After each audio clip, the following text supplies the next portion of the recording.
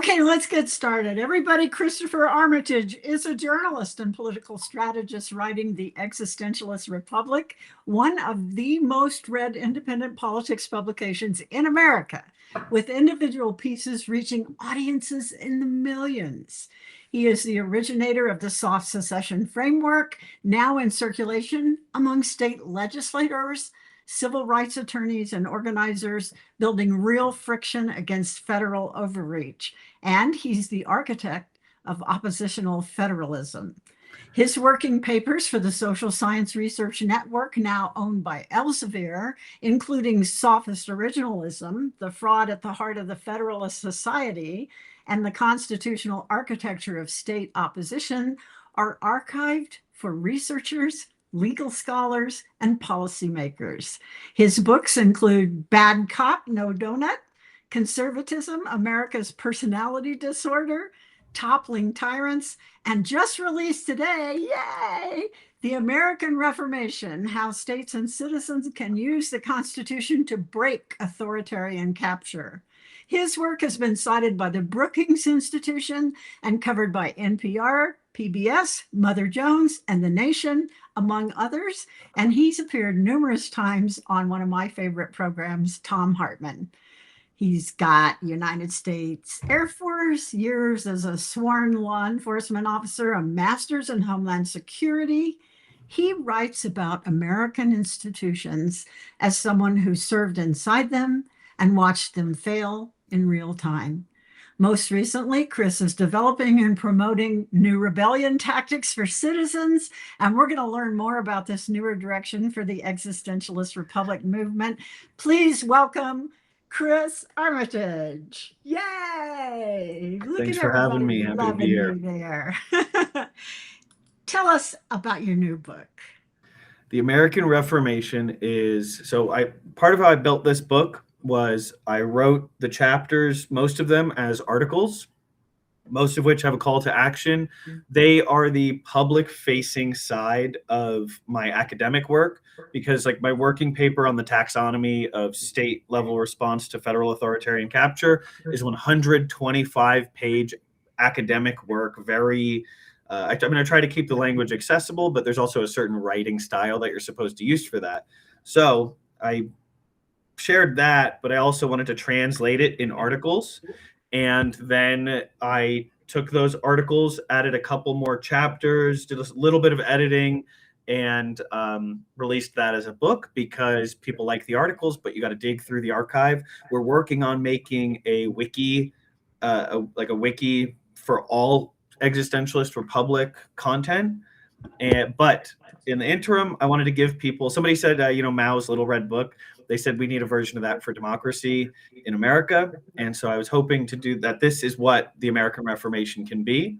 So it's an accumulation. Probably 80% has been released as articles. It's available as a free PDF download on buymeacoffee.com/THER and as a book at theexistentialistrepublic.com. And it talks about, for the public, for the people, the way that we can save our democracy using the Constitution we have, using the power of local politics, using things that Republicans have been comfortable using for evil for a long time, and occasionally have been used for good things, like legalizing cannabis, because for many years our government said this, it just became so ridiculous that cannabis hadn't been legalized that states just started saying, okay, it's illegal, we're going to do it anyway. And they did it, and it created change. We can do that to protect elections, to protect human rights, to have universal health care, to end homelessness.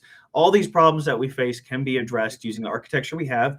It's going to take a couple election cycles. It's going to take a shift. The book is also largely informed by my experiences. Thanks to people subscribing and contributing and purchasing our products, I have been able to spend 2026 traveling the United States and visiting with indivisible groups, county Democrat groups, providing training for different groups. And that has largely informed the development, because last year it was the architecture, the law of constitutional response to a captured authoritarian federal government. This year, this book is very largely informed by those conversations and what those groups can do and what they're interested in and really what they're looking for. And the biggest thing that I'm hearing is they feel disempowered. And so, yeah, that's the American Reformation is for the regular person, for everybody, or even legal scholars or AGs, what we can do with our laws and with our elected representatives and with the power that you have as an individual to fight back against fascism. I can't wait to get my copy. I just learned about it today and I thought, hooray, we got to talk about it on the show. I am so excited about this because your work is just so prolific. To have something in a bound volume that you can just pick up and refer to, that's really going to help, especially when you're in a situation. But what would help us here in Colorado is you coming to visit. We've talked about that. You'll love our guest digs, Chris. I definitely got to make my way out there. Come on out here before the election if you can and help us get some things going, would you? Deal. We'll make it happen. Love that. Okay, I want to move on to Chris's big concept of the new rebellion. That's my word for it, but he's really got some ideas that are completely unique, brand new, and innovative. And Cliff Schefter of Blue Amp Media said this about Chris. A huge hack tip to Substacker Christopher Armitage for his May 4th article titled, "This is Way Bigger Than RICO. Is there a legal strategy that could put the entire Trump GOP criminal enterprise in jail without waiting for an election?" The idea is that Trump is like the Death Star. He wields immense power at large scales, but he's vulnerable to a small scale attack that can set off a chain reaction. And Chris, this is how I see your tactics and strategies too. And this is why I call you the new rebel leader. You're constantly finding innovative and powerful ways that citizens can use the tools already in place in small ways to put a wrench in the gears of tyranny. You're Luke Skywalker in your fast and light little X-Wing fighter, and the oligarchy at work dismantling our democracy didn't prepare for tactics like you teach. Tell us how you began this work and how you came to see all these wonderful ways to fight back. Well, I think my military experience plays a pretty large role in the tactics that I use and that inform my approach. Understanding intelligence gathering, tradecraft, military strategy, I feel like there's not a lot of people in the pro-democracy space who are bringing that skill set and that approach. And so, a lot of what we're looking at is really asymmetric warfare. What do you do when your country gets invaded by an imperialist force with far more power and resources, but there's a lot more of us than there are of them? So even if they have bigger guns or this or that, we know the land better than they know it. And at the local level, we can make a difference. And also there's death by 1,000 cuts. That's a lot of what informs what I'm doing is we're pressure testing everything. We don't know exactly what's going to be the crack that expands and breaks the dam and washes away the Trump crap flood. And so this is what I try to bring to the strategy and the tactics is we're invaded by these hostile forces, but also they're corrupt, they're inept. That's one of the things when you test for loyalty first, you are not testing for merit. And that's one of the advantages we have. And also just arming every individual. And that's one of the things in asymmetric warfare is you don't have room for people to stand in the sidelines or for needless bureaucracy. Because even in the pro-democracy crowd, we all know that there are things. That's a whole other conversation, but one that I wish more people would have about winning over local politics. Because I can personally say, just a quick caveat, I had to get a permit for a fence I wanted to build. It was $20, and this is in a blue city. $20 permit. It was a $60 transaction fee, and I'm like, talk to the voters about that because they blame Democrats for that, and it is Democrats who run this city, and anyway, that will win people over too. But yeah. So anyway, that's my answer. You got a cute comment there from Gracious Monkey. I am in love with your brain. I love it. Listen, I want everyone to know that my team, our Democracy Collective, we're a nonprofit that makes videos and writes wonderful essays. They'll be placing links and calls to action in the chat. So you can get the link to buy Chris's book. to join the Existentialist Republic, and to his Substack and more, to some of the articles that we're mentioning, and to my team's YouTube and Substack pages. So keep an eye on the chat. Our team members are posting those things all the time. So let's talk about the elections. Here's another great idea you've written about: make power too costly for autocrats. And really, an autocrat is somewhere at work in that transaction fee. Lately, you've moved from promoting and educating about activism to direct rebellion as operatives. You say, we can't keep fighting pepper spray with pros. We know that you do not advocate violence or illegal activity. Violence is ineffective anyway against authoritarian movements. It doesn't work. What works is making power too costly to exercise.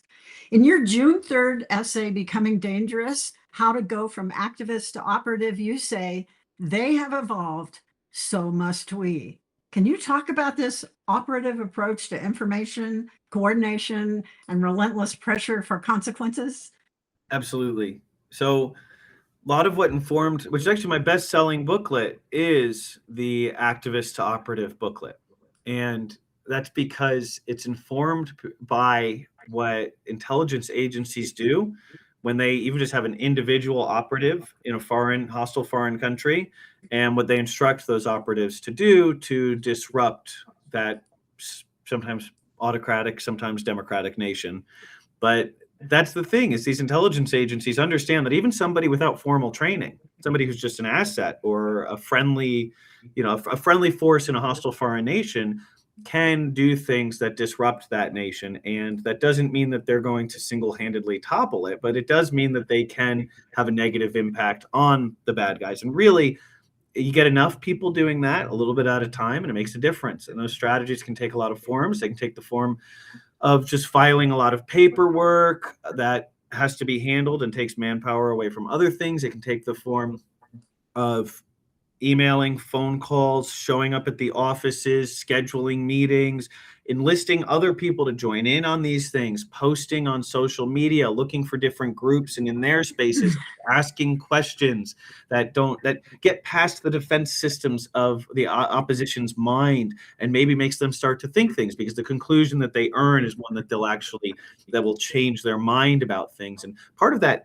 operative mindset is that you understand there is no failure, there's only learning. And so when you don't get a response to a letter, you say, okay, well, I don't think letters are going to work then. Or maybe I typed that letter. I should try a handwritten letter. Okay, well, now I'm going to send an email. I'm working on an article right now. He wasn't an intelligence agent, but Andy Dufresne from Shawshank Redemption and his letter writing campaign to get money for the prison library, and how that wraps into that operative mindset of you are testing out different methods and looking for cracks in the system, and also eating up bandwidth from the bad guys and influencing them. Everything you do is influence. It might be a little influence, it might be a lot of influence, but you can strategically learn and develop and become more sophisticated and more influential in so many ways. And that is the operative mindset. You're almost like a scientist, but I don't want to mix too many metaphors. But I think also you really kind of talk about a movement that at times, the individual actions anyway, are leaderless. And so there's so many of them. It's like a snake with 1,000 heads. Nobody can figure out, what to target to bring it down, right? I mean, when I was a wildland firefighter, there was no head of the fire. I mean, you had to surround the fire, the whole fire. And if it's big enough, you can't get around the whole fire. And we could be like that too. We could be 1,000 spot fires burning down this autocracy. If we have little spot fires breaking up all the time, it's just going to wear them out. It's just going to run them down. Right? Well, that's the asymmetric warfare strategy, because that's the thing, is we're not going to beat them at their game. But what we have is they're divided. They can't attack everybody at once. If everybody's on the list, nobody's on the list. If 100 million people are Trump's enemy and they're a thorn in his side, in the GOP's side, in the fascists and the oligarchs' side, if they got 1,000 thorns, we win. They can't fight on that many levels. Also, that as we build stronger, because part of the operative mindset is to look at the movements that two movements can face the same stimuli, the same autocratic capture. And one movement grows stronger as things get tougher, as things get worse. And one movement goes weaker and dies. So understanding what the psychological difference between those two things is what will decide if we win. Because one of those paths makes victory inevitable, and one of them makes it impossible. And so the psychological difference is that approach of understanding there's no failure. We're doing what's right. For a religious zealot or someone who's well-intentioned, it's not just zealots, and they knock on doors. These people, I grew up Mormon. My family left the church when I was 12, but it I don't know, it was very formative, I feel like, on some of my approaches as well.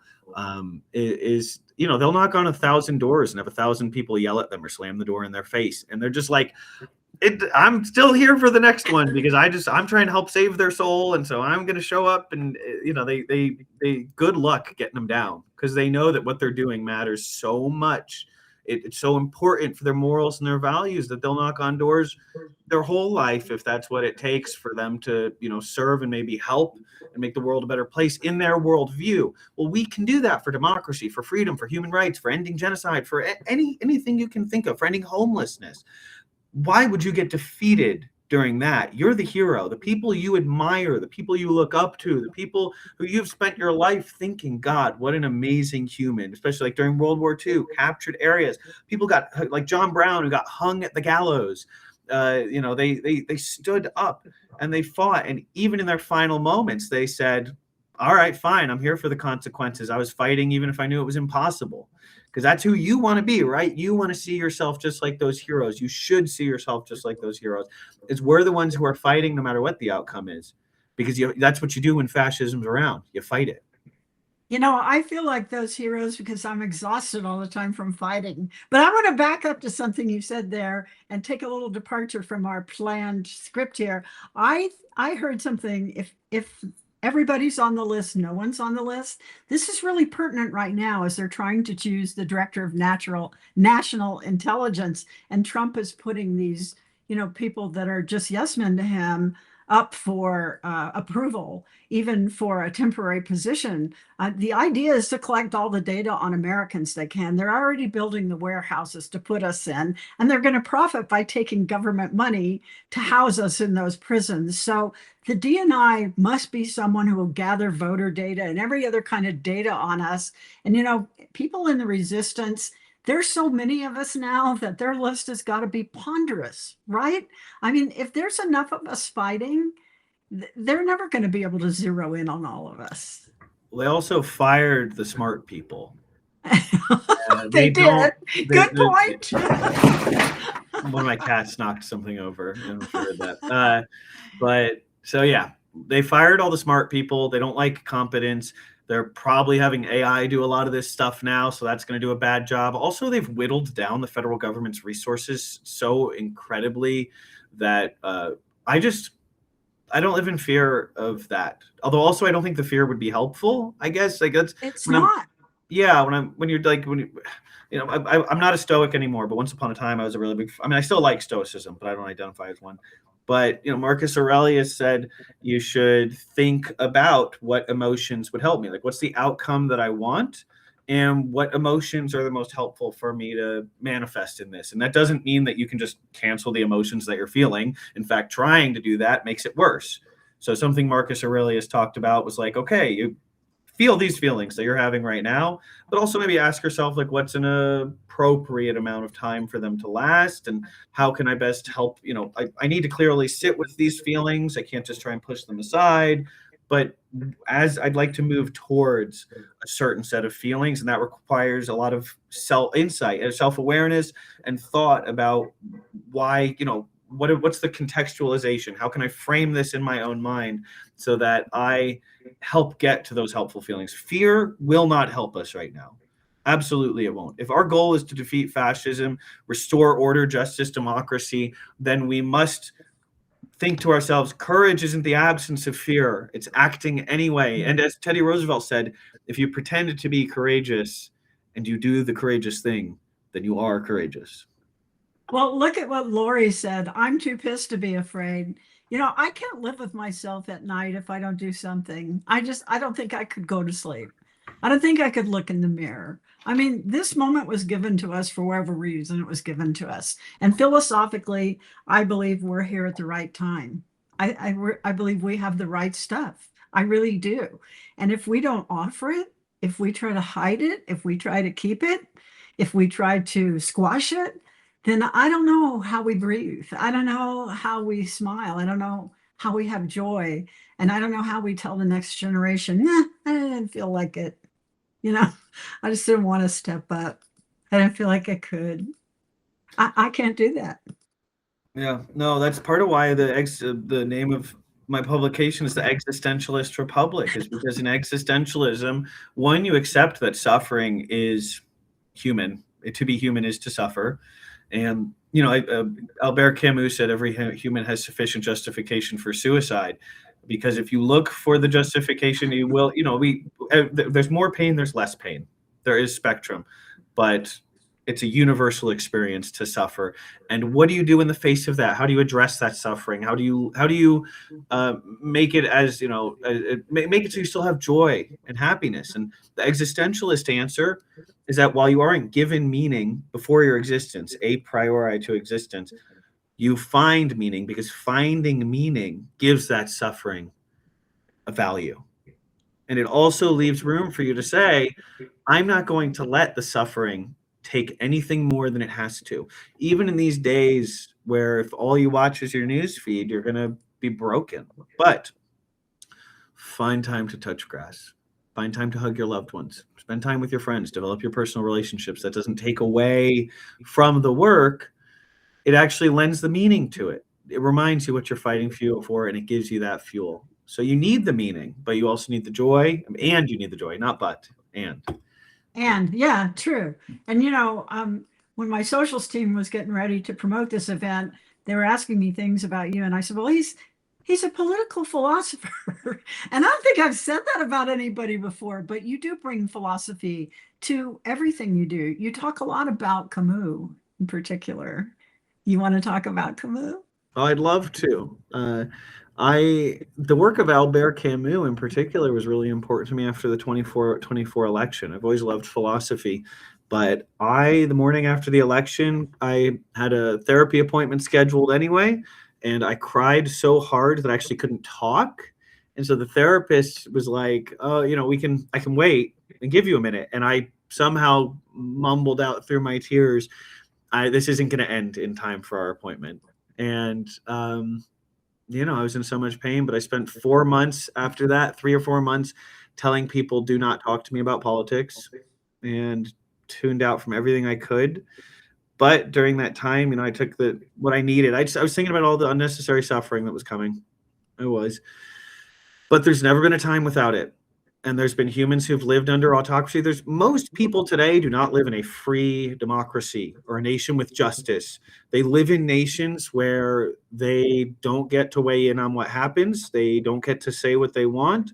They are victim to the corruption and whims of the ruling class. That is the preset human condition for most people. If you had a lottery for where you were going to be born on Earth, it'd be one of those places. And still in those places, you find people who have joy and meaning and happiness, some of them more than even the richest man on earth. And so, actually, most of them probably. Yeah, right. And so, the answer isn't to minimize our suffering or to minimize our situation. But as I explored, especially the work of Albert Camus, I found that what he went through during World War II and after, there were some mirrors to our moment and some parallels. And so exploring his journey of trying to make the world a better place, living by his own morals and values, finding meaning in the face of suffering. The myth of Sisyphus was an important part of my journey. What he pushes that rock up the hill, and how often. I mean, that's not to be crass, but something I've heard a lot from activists is they feel like for the last decade they've been pissing into the wind. And that feeling, that's Sisyphus pushing the rock up the hill. And still, what Sisyphus tells himself about that process, he says, I'm going to learn to love this. I'm going to imbue it with meaning. And it's his punishment, right? That's where he's supposed to be, but it's not punishment for him anymore. because he decides to love it and to find meaning in it. And so even if we're just pushing that rock up the hill and it's going to roll back down, and gosh, isn't that the way it is? I had a job as a dishwasher at a Boy Scout camp when I was 16 or 17. And I remember getting angry. I was an angry little guy because I would wash the dishes and these scouts, there'd just be more dishes and more dishes. And I'd finish the dishes and then it's time for another meal. And there'd always be more dishes. And I didn't know about the myth of Sisyphus yet. But now I realize, okay, if, that's okay. They need clean dishes. These Boy Scouts need clean dishes. And, that really helped lift me through this present moment. Albert Camus, he said, and it's dark stuff. He says, like, why should if the first question every philosopher should answer before any other is why we shouldn't kill ourselves. And what could be a more urgent question, right? Heck yeah, because for a lot of people that feels like the option because I lost a friend a couple months ago to suicide. I know you did. And he'd lived with me for a couple months before that, and on the outside he had so many people who loved him, but in his own mind, when he wasn't feeling well, nobody loved him and nobody cared about him. And that question that Camus asked, why shouldn't we kill ourselves? Because that to those people who do that, it feels like the suffering becomes unbearable. But just like Sisyphus pushing that rock up the hill, how you engage with your situation, that's, what is it? They say 10% of what happens, 10% of our life is what happens to us, and 90% of it is what we do about it. But as we're pushing the rock, as we're out there working individually and collectively on resisting tyranny right now, as we're doing what we can to shape a better future, no matter how hard and dispirited we get, one of the best things that I look to is the people I connect with in doing this work. And one of them is you. But look at all the badass people in this chat. Have you been looking at the things they've been saying? We got some serious badasses in this chat. They're talking about how they're active and who they're active with and what they do to soothe themselves from the pain of this problem. Yeah, it's pretty cool. I see one from, I hope I'm saying it right, but Jean. My teacher, a Buddhist monk, answered me this way when I asked him if the world would ever get it. He paused and said no, paused again and said, yet the path remains the same. And that doesn't depress me. I feel it'd be great if I was wrong. I try to really resign myself to us just being cooked and being done, because that if I can just start with that point and find joy and happiness and meaning and value in the work of showing up for my fellow humans and enjoying the precious moments that we all have, then maybe I'm wrong. I'd love to be wrong. That'd be cool. But I don't need things to turn out.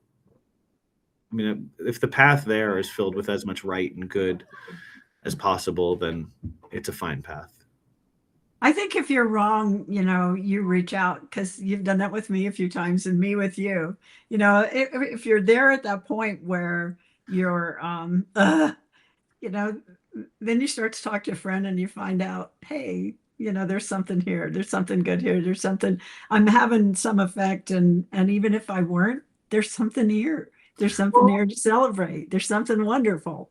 And I want to at some point put together a book called On Influence, or On Political Influence, but it's really bigger than politics.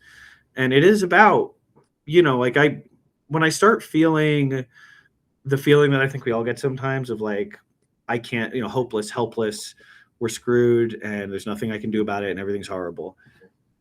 I realize that we all have tremendous influence. And this brings me back to the work of Albert Camus and also the work of Viktor Frankl, Dr. Viktor Frankl, who wrote Man's Search for Meaning, which I would recommend. If you read anything I recommend, anything I tell you to read Man's Search for Meaning. But he invented logotherapy, which is like meaning therapy, and which is very closely, he's an existentialist psychologist, really. And, where do we have control? He was in a concentration camp, and he said that you always have some degree of control. And this is an existentialist idea. He didn't invent it, but in your mind, your reactions. You don't necessarily choose your emotion, but you choose your framing. And you can continue to explore an idea until you find the joy or the value or the meaning in it. You can say, it's like, I have a friend who he doesn't like death metal, but his older brother would play death metal on the radio a lot. And he said, I'm just going to learn to hear what he's hearing when he listens to the death metal. And that same thing, whether it's listening to music your older brother plays that you don't like, or being in a concentration camp, you do have a say for what goes on up in here, the conversation you have with yourself. That is your first degree of influence, and it's the place you own the most. It is truly yours. After that, it's your actions. That's if you want to change the world, if you want to do something about genocide on the other side of Earth, it starts first in here, and then it starts here. You don't get to do those other things unless you start here. And then after you've done the thinking, you do the acting. And that's also, this fits in with the EAR model, which is the educate, activate, recruit, repeat model that the Existentialist Republic publishes. But your actions. So if you want to have be effective at making the world a better place, you need to influence this thing to run better. So you need to make sure you're eating enough fiber and getting nutrients and moving your body. If you go to a veterinarian, I'm not a doctor, but if you go to a veterinarian, I know Sandi knows about this stuff. They're going to ask you, is your wolf eating good food? Are they playing? Are they getting outside for walks? Are they, those are the questions they're going to ask. And we do this. We need to do the same thing with ourselves. Are you playing? Are you moving? Are you being outside? Are you consuming good food? And then the next level of influence, your family and friends. Well, hey, I'm going to help educate them. I'm going to help them act. You are an organism within that organism. And so, yeah, you educate them.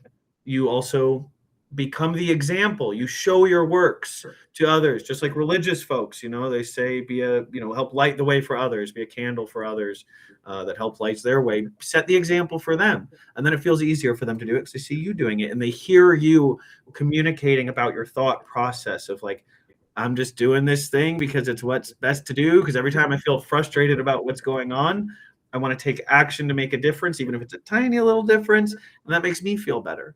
And then after your neighbors or your friends and family, you got your neighbors, or you got the people 1 degree of separation out that you see regularly, and you hand them a leaflet. Instead of, hey, you should check out my God, it's, hey, you should check out organized labor or democracy or, universal health care or all these other things. And if they yell at you and throw it on the ground and spit on the ground, you say, that's okay. Peace be with you. I'm still going to fight to save your health care. And you move along, and maybe they change their mind later. And the fight was never about them anyway. It was about love. I mean, for me, it's about love. Yeah. Right. Yeah. Oh, look at this comment. Rebel monks. We all have to take care of ourselves spiritually, mentally, and physically to continue the fight and inspire. This group, I mean, I've been watching the chat, and oh wow, these are some badass rebel monks here that are with us. Rebel monks, that's a good one. Yeah. Thank you, Tracy. That's a good name for what we're doing. Listen, I want to go back to something that you've done, because this actually is the reason I first told you I wanted to interview you sometime in June. You filed a disbarment. Let me see. Yeah, I filed for Chief Justice Roberts' disbarment from the DC bar because he's still an active member. And can you talk about that? And then I want to talk to you about how that pertains to something that's going on in Colorado too. You said Samuel Alito has exposed himself to felony bribery charges under New Jersey law. I'm filing for his disbarment and submitting a criminal referral. Okay, I'm going to answer that. I just want to say and I'm sorry if I'm mispronouncing this, Gene, you said you often feel you're not doing enough and you get bummed. Forget that. Really? You are doing anything that makes you awesome. Also, like the work that I promote is part of it's about you get to not feel bad because you're doing something, and you pat yourself on the back and you say, I'm awesome, and then go live your life. And so it's almost like a meditation practice. I just try to do five minutes of activism a day Well, I do a lot more than that because that's my job. But you do a little bit every day, and it does make an influence. And over time, you get better at it, and you start to encourage other people to do it, and it builds over time cumulatively. And you never feeling bad about it ain't gonna help you. It's not. It's just feel good about yourself, and that will strengthen you. That's the difference between the movements that collapse and the movements that get stronger. Is you're making a difference because you're doing anything. Most people are doing nothing, and you're learning, you're developing, you're growing a little bit every day. And at the Existentialist Republic, if you don't, not only will we give you the calls to action often, but we're going to give you the skills to make your own calls to action so that you don't even need us. And you can even teach other people by example how to just do that little bit every day, because we don't need many hands make light work of toppling tyrants. So, but to your question about Chief Justice Roberts, Yeah, this SCOTUS in general, but that was a big act. That was a big act. Tell me about that. Oh yeah, well, his conduct. His wife receives money from these firms. They weren't reporting it as commission because if they report it as salary, they don't have to say what firms it comes from. If they report it as commission, or they do have to disclose where the money comes from. She was being paid huge amounts of money as a recruiter for this firm, that like giant sign-on bonus, huge amounts of money, way above and beyond what everybody else was being paid, larger amounts because of commissions. And this was so extreme. It was, somewhere between 10 and $20 million that started after he became Chief Justice in 2007 or 2006. And so it was so extreme that she was getting paid such a ridiculous amount compared to every other recruiter at this company that a whistleblower report came out. Somebody risked their career, one of her coworkers, because of that. And things don't turn out good for whistleblowers, just so you know. That's why there aren't many of them. But why did the whistleblower come out? It's not because she was getting paid a ton of money.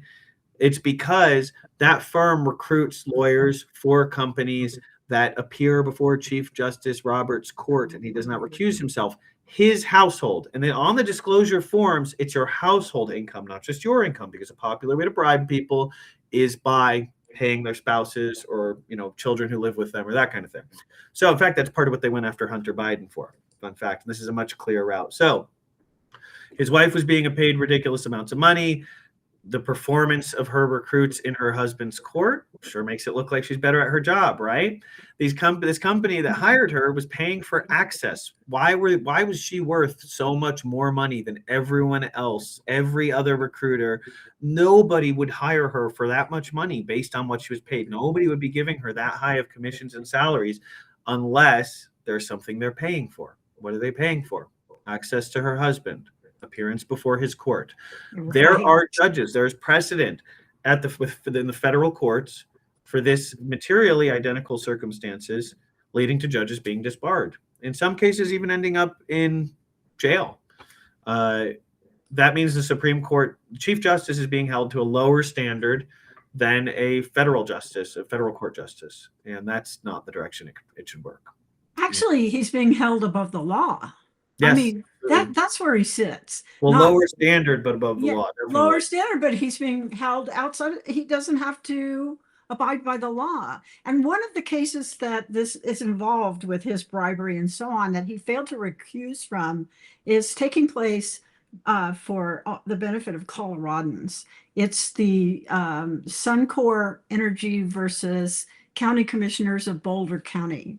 And since this case is about a Suncor facility's role in driving climate change here in Colorado, for which the plaintiffs are seeking monetary damages to pay for infrastructure repairs and adaptation costs caused by climate-related damages like floods and wildfires.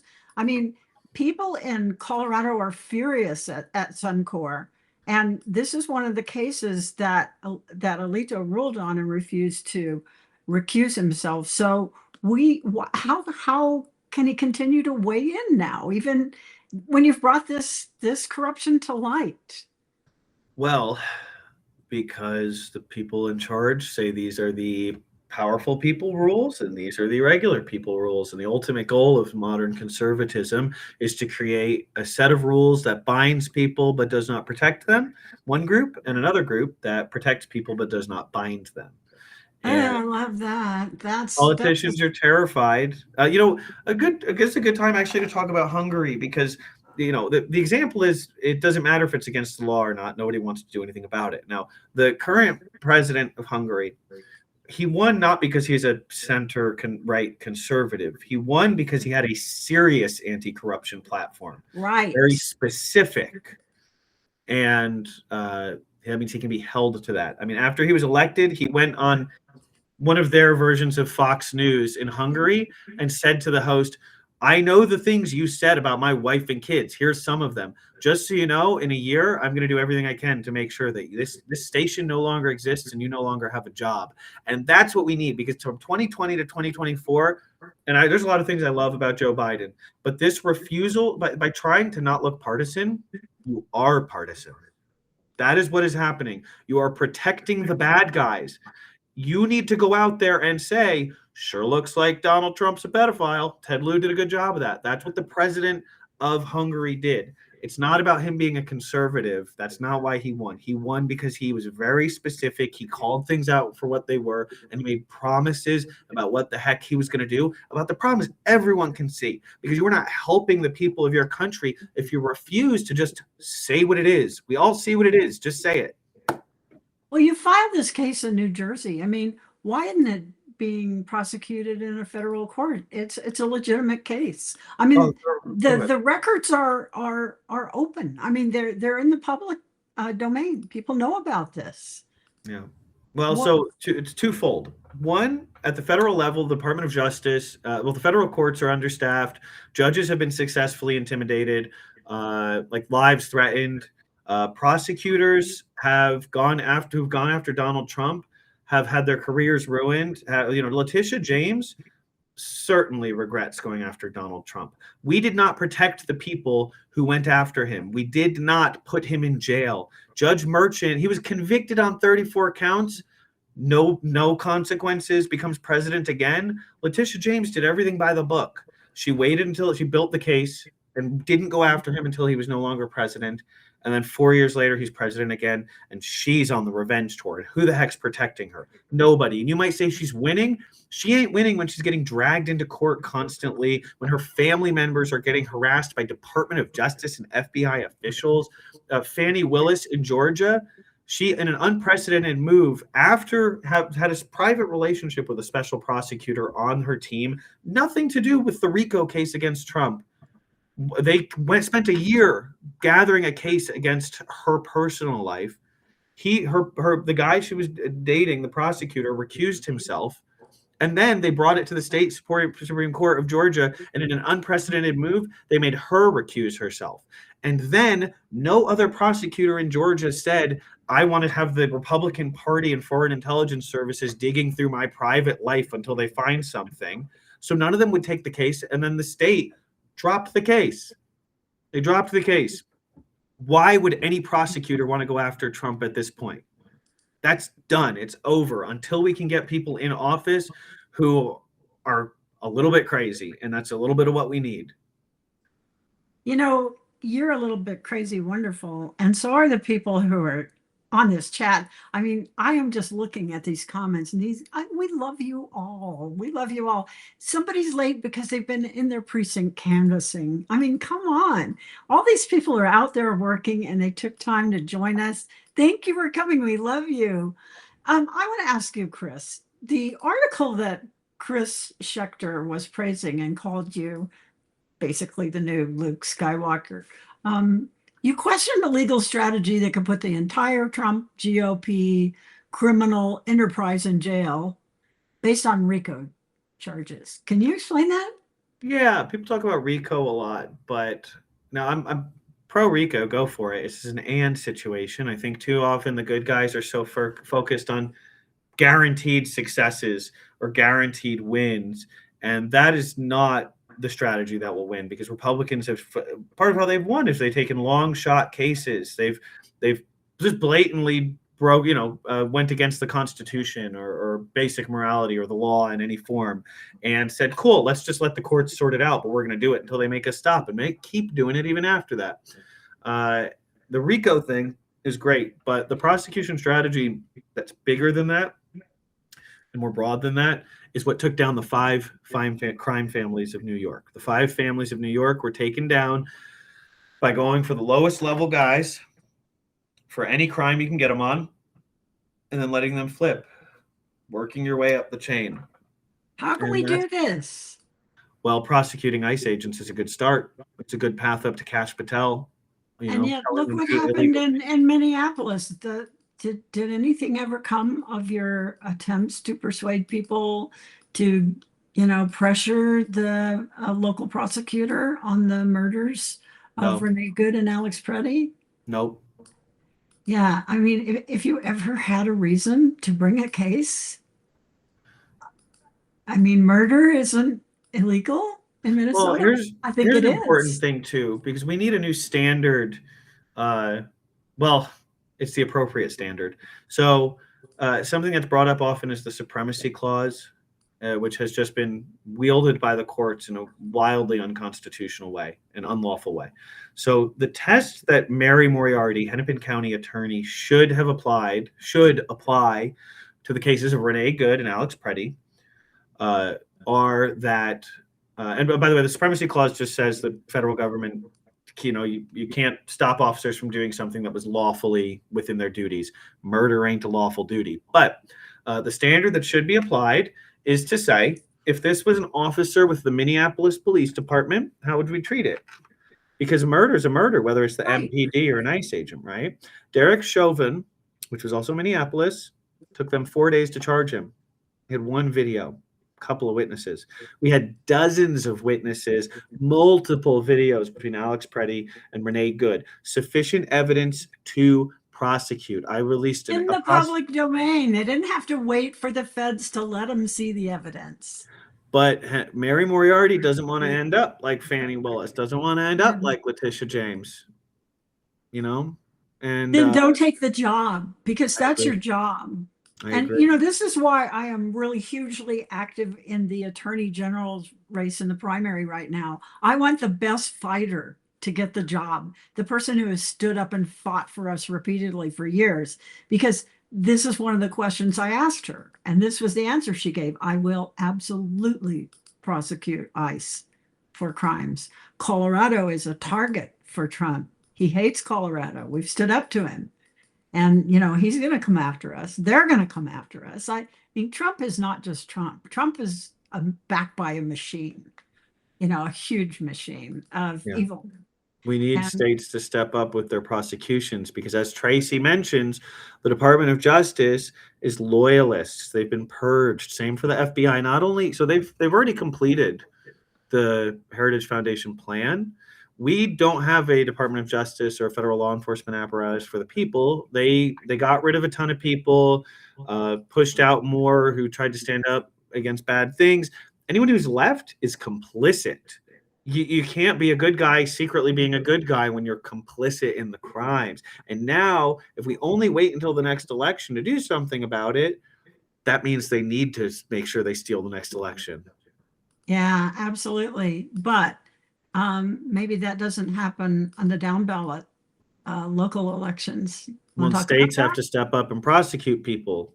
Kash Patel, Supreme Court justices, Pam Bondi, Todd Blanche, even Donald Trump. They break the law in your state, you prosecute them. And in the down ballot elections, we have a good chance to get people who will do that, right? Well, that's a part of why I wrote this new book, is it's a law book for non-lawyers, although lawyers will enjoy it, is because I need you, everyone watching this, to be able to know who your county prosecutor is, who your district attorney is, who your AG is, what you should expect of them, and how to influence them. They are really good at just, it's really frustrating. I mean, it gets frustrating sometimes because I get emails. People will reach out to their AG or their DA and get lied to. And I will give them quotes that they can send to them. Like, hey, this is the Registered Code of Washington, and this is the U.S. Constitution. Like, exact quotes that contradict what that DA is saying. And there's just no consequence for that. But that's the thing, is there's only one consequence we can bring to them, and it's elections. So we gotta make a difference. We gotta educate enough people. We gotta activate ourselves We got to recruit others, and we have to repeat. The United States Revolution, Thomas Paine wrote Common Sense, which is about why we should not be part of the monarchy and overthrow the shackles of tyranny and all that. He wrote it for the common person. And by the time the revolution, they passed it around on horseback. I mean, and that- they walked it 20 miles to share it with their neighbors. Everybody in the colonies read it. It was fabulous. It was citizen education and activism. I mean, it was huge. yeah, absolutely. And if we can, You're like that only today. I Today, appreciate you're the Thomas Paine of today. I want to welcome a special guest we have on today. It's the great Steve Schmidt of The Warning. Hi, Steve. Thank you. I wish I could see you. We'll have you on. We'd love to have you on. Listen, Chris, there's something I really want to talk about that we started talking about before we let people into this chat. When you mentioned we have to stop preaching to the choir, we need converts. I'm stuck there. I don't know how to get converts. I need help from you. Be my Thomas Paine. Tell me about this. Well, I have good news. There are already working use cases. When I'm trying to solve a Rubik's Cube of a question, I just look for who's already done it, but it's usually in a different domain. Don't look in politics. I'm not a Steve Jobs fan, but one of the things he said is that innovation lies in the space between fields. And so I've been spending a lot of time studying. I mean, when I was in school, in college, I was studying. I really loved studying the recruitment tactics of terrorist organizations and cults. And I mean, who is better at building their numbers than cults, terrorist organizations, religions, fraternities? We're going to study. I'm looking at all of them. How do they get new people in? And then how do we strip away who's best at it? And then how do we do that ethically? How do we ethically apply the most effective tactics? And not preaching to the choir is necessary. And there's ways to ethically recruit others and build consensus. The difference is in understanding what separates motivation from manipulation.